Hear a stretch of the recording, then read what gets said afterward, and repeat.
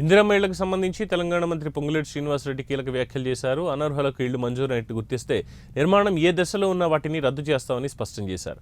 ఇందిరమ్మ ఇళ్ల కోసం గ్రామ సభల్లో వచ్చిన దరఖాస్తులను వెంటనే పరిశీలించాలని సూచించారు. ఇక జనవరి 3వ వారంలో నిర్వహించిన గ్రామ సభల్లో వచ్చిన దరఖాస్తుల నుండి అర్హులను ఎంపిక చేసే ప్రక్రియను చేపట్టాలని అన్నారు. అర్హులైన వారికి ఇళ్లను కేటాయించడంలో పకడ్బందీగా వ్యవహరించాలని ఆయన అధికారులకు సూచించారు.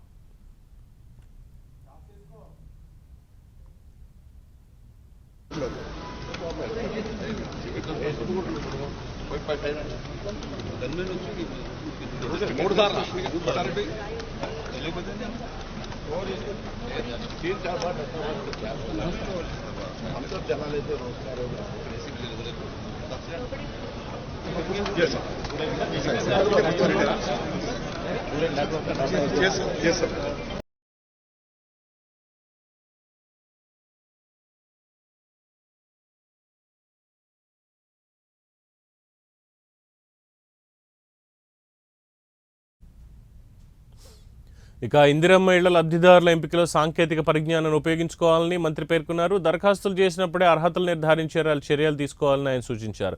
అర్హులైన వారికి ఇళ్లు ఇవ్వలేదన్న ఫిర్యాదు వస్తే క్షేత్రస్థాయిలో పరిశీలించి తగిన చర్యలు తీసుకోవాలని అధికారులకు మంత్రి ఆదేశాలు జారీ చేశారు.